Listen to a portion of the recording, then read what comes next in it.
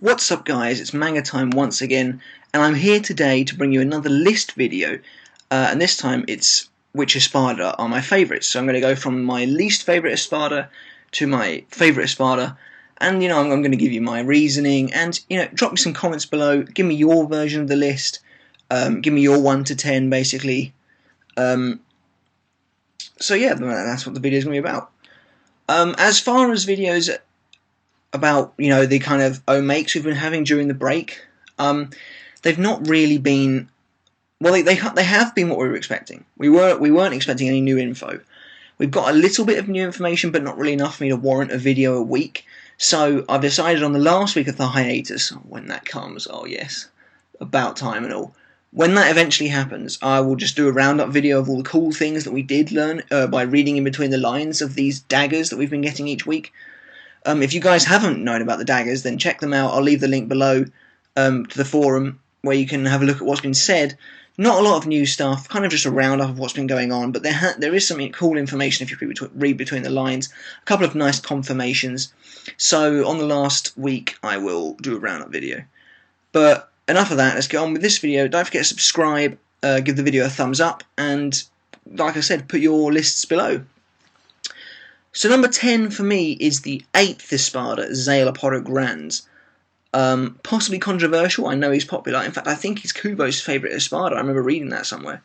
But, God, he's just so annoying. Literally so annoying. I don't like his design. I mean he's okay, but he really is just a Mayuri knockoff, and frankly that's an issue I have with a lot of the Espada, is that they were basically designed to be the evil counterpart of the Shinigami, even if characters like Mayuri can't really get much worse. But I think Zayle was just a very flat, very 2D character. There wasn't a lot to him. He's just a complete psychopath. He's a scientist. He's a worse scientist than Mayuri. He's never met a Quincy. I don't think he's ever met a Bankai user either. I guess that kind of comes with being stuck in Huecamundo your entire life. But yeah, his Zanpakuto for Nicholas, or if you just read the English version of the manga, La Lujuriosa, which is ridiculous censoring, but it's cool enough, but I think it's incredibly broken.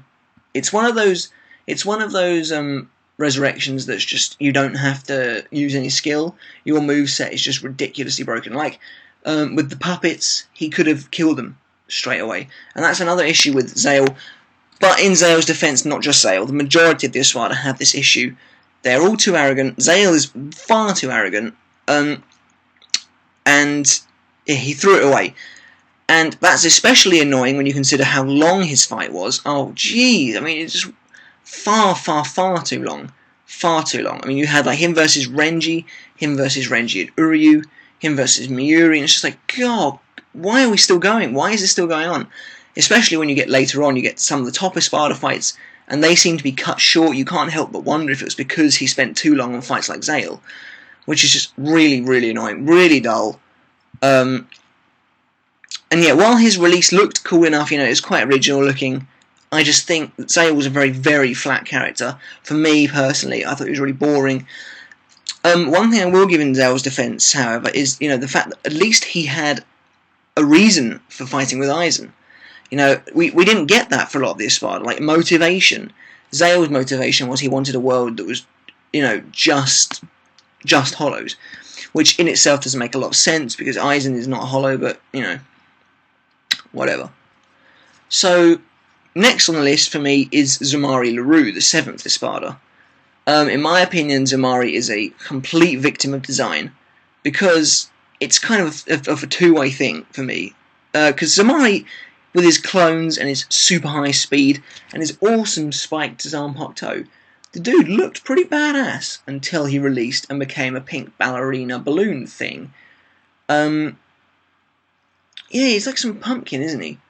I mean, I maybe that's supposed to play on the whole witchcraft resurrection, but Kubo could have done it better. Why is he pink? Why? I mean, what? I mean, I've heard that Kubo, because all the Espada are meant to be based off animals of some description, Zayle was supposed to be a parasite. I've heard that Zommari is supposed to be a sea urchin. I don't really see it. I mean, that really sounds like stretching. Why does he look like that?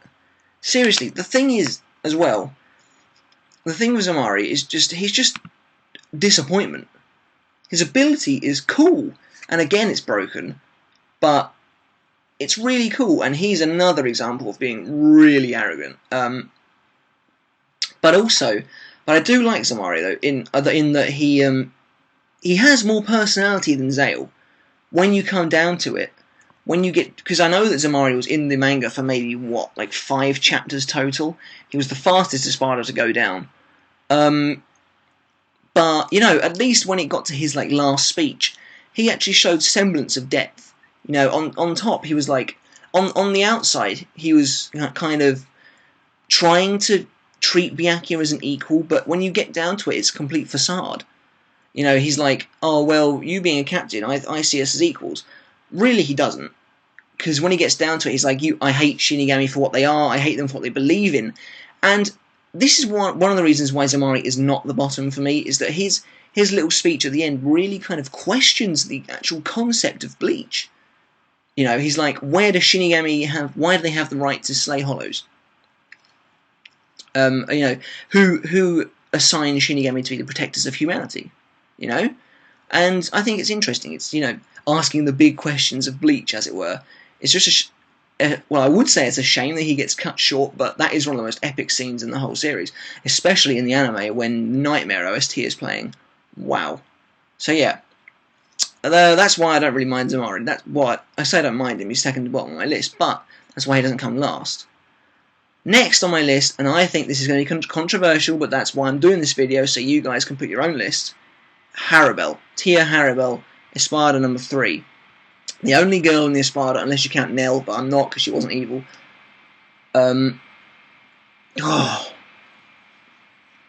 Such a dull character. And seriously, like, oh man, I used to really like Haribel. Back when she, had the thing done up and she looked like some kind of ninja. And I was like, she looks awesome. She's clearly going to be really powerful. She gets the rank of 3, okay, so she should be really powerful.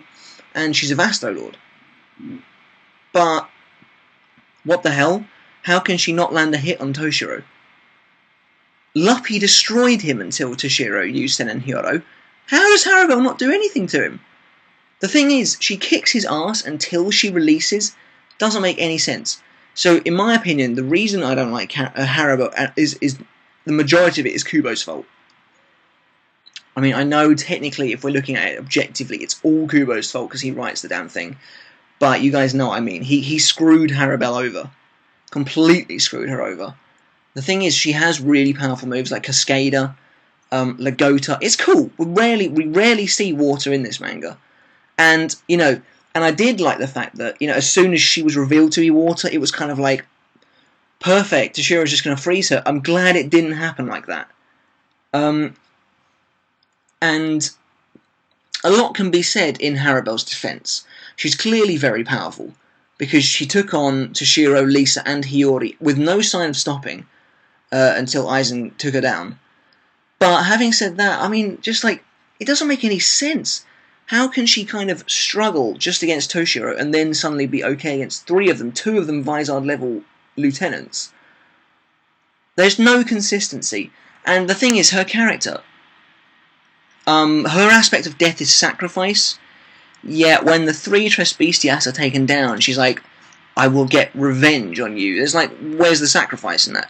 Where was the sacrifice in that? Anyway, it's not like they sacrificed themselves. They weren't expecting to get roasted. Although they probably should have done. Anyway, I'm going off topic a little bit. Haribel was just a very flat, in terms of personality. Her design is something we'll get onto in a minute. But in terms of personality, very, very flat character. I really hope her appearance in the 1,000-Year Blood War arc will continue, since we've only seen her once, but she does have a chance to redeem herself. But she's got like no personality whatsoever. The anime elaborated on it a little bit, made her a bit more likable in my opinion, but that's not canon. So I hope in the 1,000-Year Blood War she does a bit more. In terms of design, like I said, she looked awesome when I thought she was some ninja thing. But when she released, I thought it was just gratuitously ecky for the sake of it. Like, I didn't have a problem with her release. It looked cool enough, like the whole massive shark tooth sword. That was awesome. But, yeah, I don't know. I just felt like Kubo was making her half naked for the sake of it. Like, he got all those really kind of ecky shots, and I'm like, I mean, I know it's kind of different now, but like, you get the shots of Masaki now, but back then, Bleach wasn't really like that, and it was just kind of like, this is kind of out of place, if you know what I mean. So yeah, I didn't really like Haribel for that reason. Anyway, this video is 10 minutes long already, wow. Okay, so fourth on my list, so my fourth least favourite, whatever, is Yammy Rialgo, the 10th/0 Espada. Now, I like Yammy. He's hilarious. He loses every single fight he's in. I think he's absolutely hilarious. A lot of fans don't like the kind of big, dumb characters, but I think Yammy was really funny. He was really funny. He was flat out evil. So in my opinion, that kind of justified, in a way, his being Zero Espada, because he was completely evil. But I didn't like the way Kubo handled his final fight. And I think everyone can agree on that. It was a massive letdown. Here's how I would have done it. Bear with me for a second, but here is how I would have ended Yammy. Alright? I would have had him fight Byakuya and Kenpachi like he was doing. And you know how it ended with him going, with him transforming again? I would have then gone back to the fight and had him defeated Byakuya and Kenpachi, as well as Miuri. So Yammy's now taken down 3 captain level opponents. In my eyes, that would have justified him being the 0. Then Urahara arrives, because Urahara knows how to get to Huecamundo. This would have fulfilled the fact that Urahara has fought him twice before. And Yammy even said on the end of the second encounter, "When we meet again, I will crush you." To me, that was symbolising a typical final third battle. Never happened. They never met again. I was disappointed. It seemed like to me, because at the end of the Ranker arc, everyone knows was rushed. Everyone knows Kubo was like, what the hell do I do? I haven't planned this. Let's just have people fight.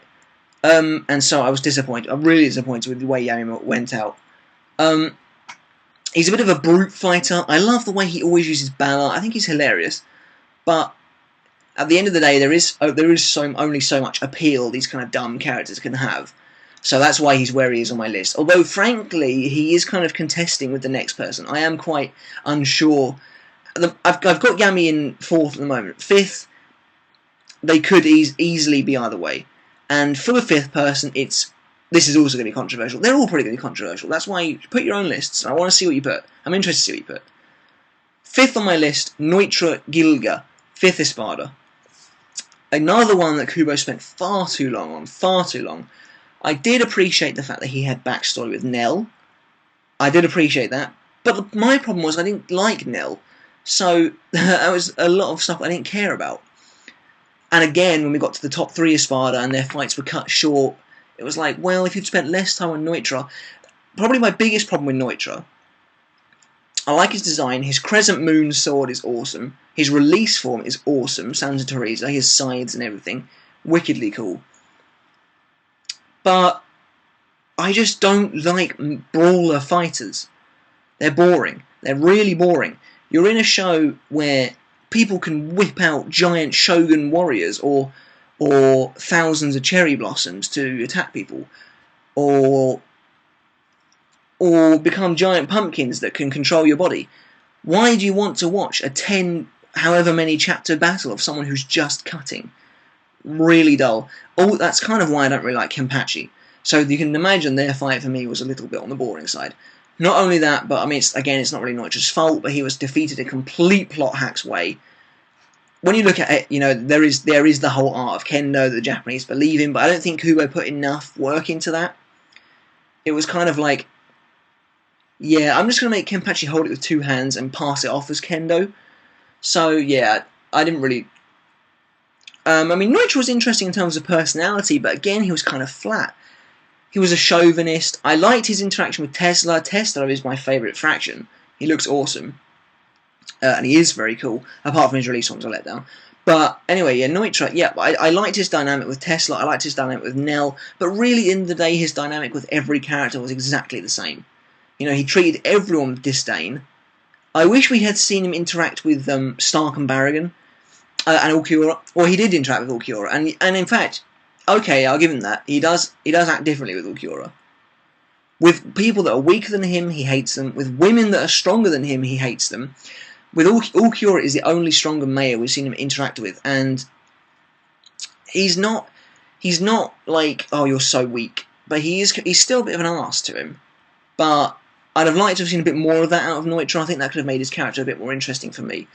But at the same time, Nnoitra is in the middle of my list. He's kind of the average Espada for me. He was interesting enough. I wish we hadn't spent so much time on him. So yeah, that's where Nnoitra sits. Okay, so we're now in my top 5. My fifth favourite Espada is Grimmjow, the 6th Espada, Grimmjow Jargajack, or however you say it, Jaguar Jack, whatever. Jargajackez. He's basically Ichigo's rival. He's pretty much one of the most popular Espada in the series. Oh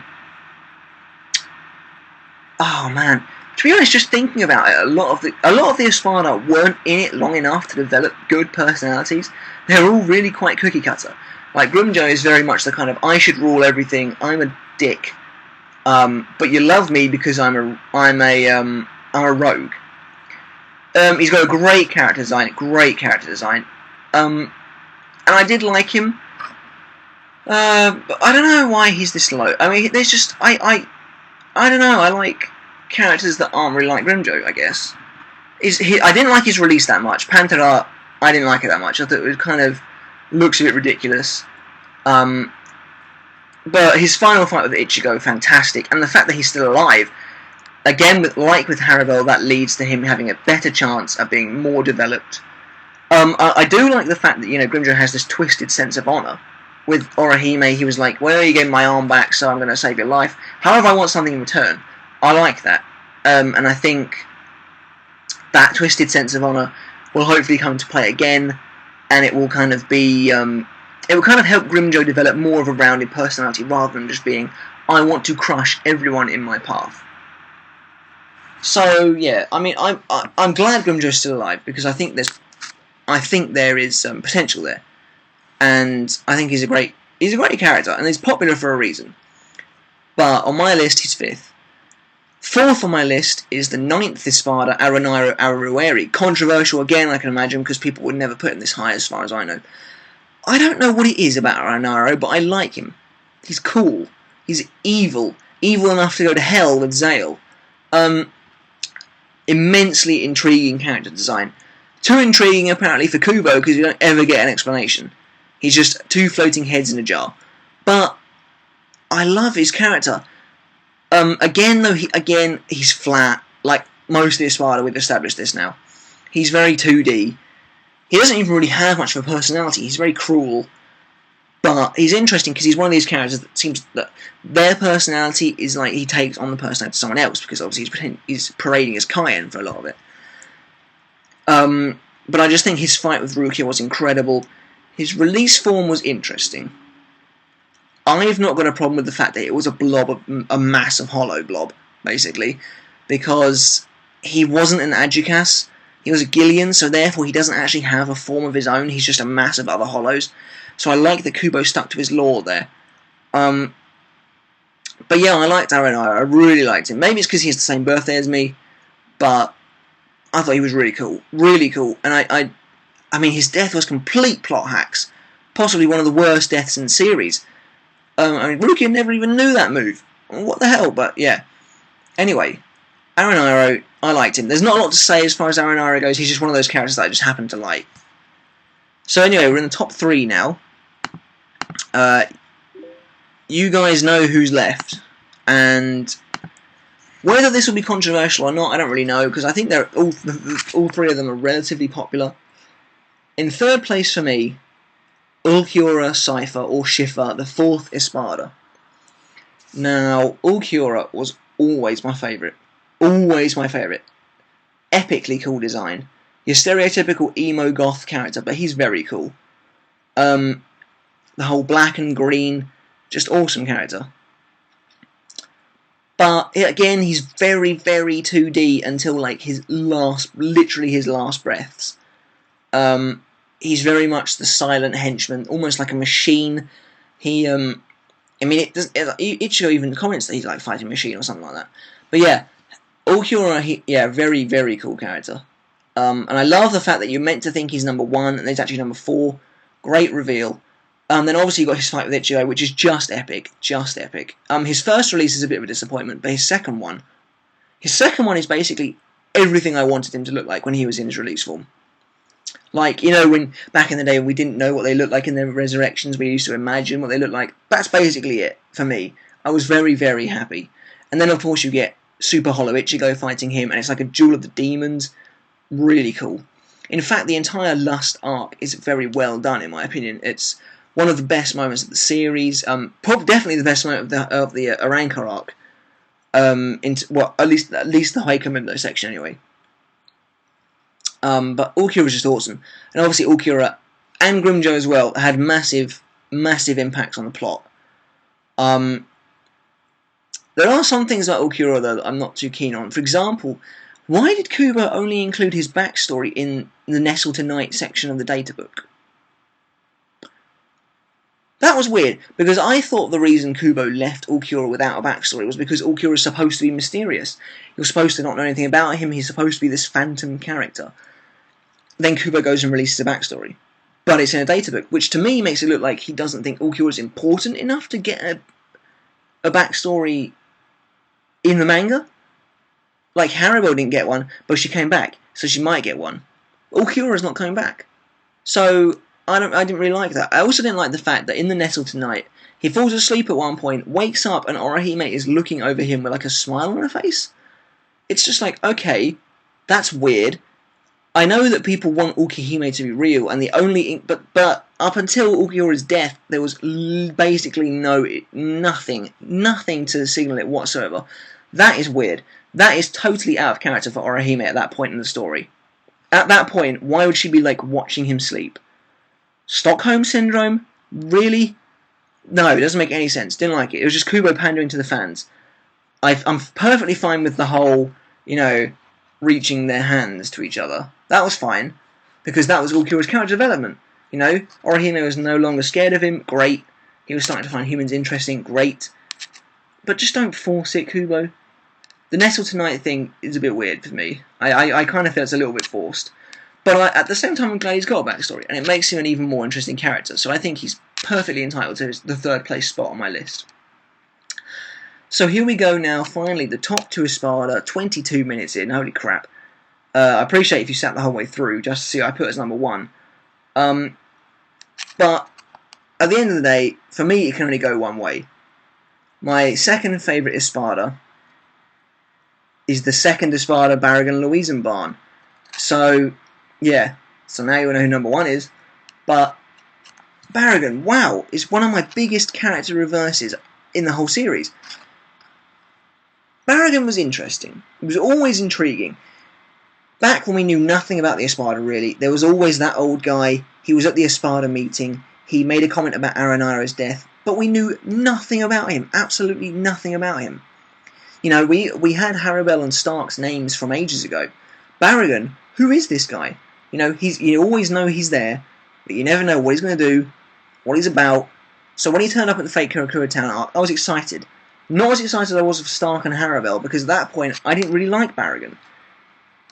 Because we didn't know anything about him. He had a cool enough design. That's one thing he's always had going for him, is Barragan looks awesome.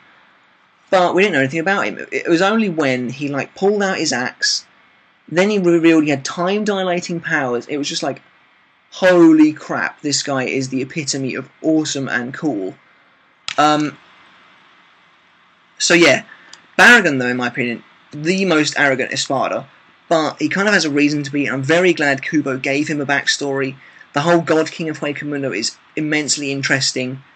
His axe, Arrogante, is so cool. Literally has an awesome design. But that's nothing compared to his release form. Oh man, Arrogante is the coolest release form in the series. And I can say that. Even number one doesn't have a cooler release form than Arrogante. He's the Grim Reaper in like a black flaming coat with a crown and a black axe that did not get enough use. With Respirat, which is one of the most broken abilities in the series. Another one you don't need much skill to use. But my thing with Barragan is they defeated him very cleverly. But the fact that when Barragan released, I was already like, okay, I do quite like this guy.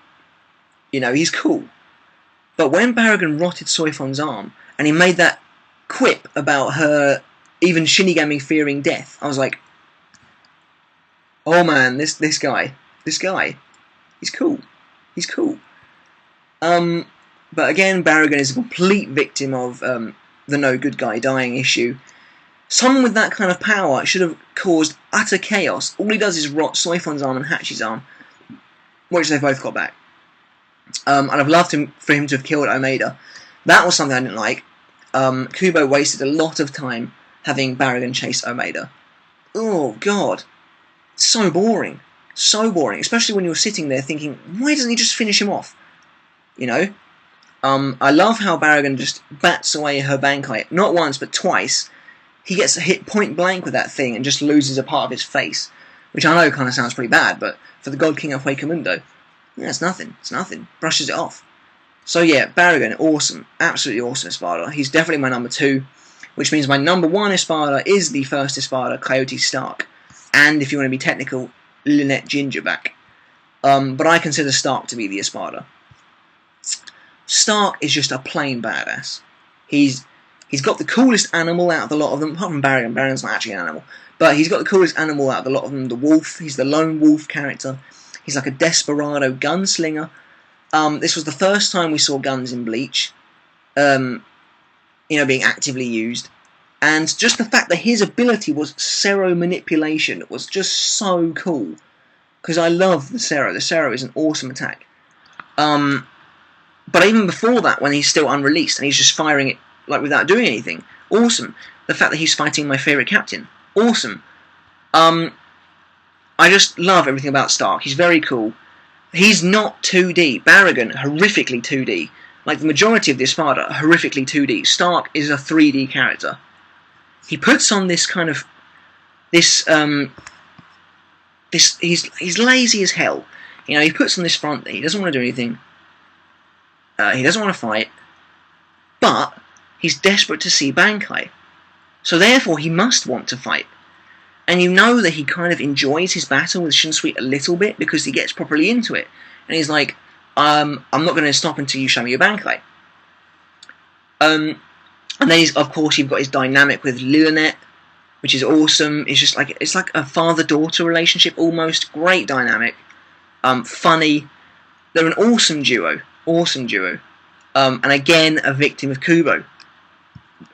I mean, it's such an insult. How can you have Stark go on and on about seeing a Bankai and never seeing any? Kubo could have at least shown him love or roses, because he kicked the crap out of them with his epically cool Wolf Spirit attack. Seriously, that double-page spread where Stark is there and the Wolf arm is behind him, my favourite Espada. My favourite Espada. Aesthetically awesome. Absolutely awesome. And I believe he deserves his place. He can Sonaido. I think he's faster than Zommari. Zommari claims otherwise, but we've seen Zommari create clones, but Stark practically teleports. You even see him catch Ukitake off guard when he appears like next to him. Awesome. He's so cool. I literally can't say much more. He's just awesome. But yeah, definitely a victim of Kubo. I mean, why didn't he show? Because he was destroying love. And also, yeah, I also believe he deserves his place. Because Barragan's Respira can rot everything, but the wolves are made of actual soul. You know, they're not made of spirit, they're made of actual soul. They're actually, Stark's ripped it out of himself. So I'm fairly certain they better bypass Barragan's Respira. Because you could argue that a soul might be ageless. You know, even where Kido isn't, a soul might be. But that's another video entirely. So yeah, for me, that's my list. I'll run you through them again. It's Stark, Barragan, Ulquiorra, Aaroniero, Grimmjow, Nnoitra, Yammy, Haribel, Zommari, and Szayel. That's it for me, guys. That's it for my Espada video. Jesus Christ, half an hour long. Wow, okay. Thanks for sticking with me if you watched the whole thing. Don't forget to subscribe and leave a thumbs up. Again, I will probably do another list video, maybe the Lieutenants. I also want to do a Sternritter list video, what we've seen so far. I'm considering a final battle predictions, but I don't know about that yet. And like I said, I'm going to do a roundup video in the last week of the hiatus of all the dagger things. I'll leave the forum in the description below. So that's it, guys. Drop me your lists in the comments below. Which is your favourite Espada to your least favourite Espada? I want to see them. Do you agree with mine? Do you agree with any of the positions of mine or my reasoning? So yeah, guys, that's it from me. Thanks a lot, and I'll catch you next time.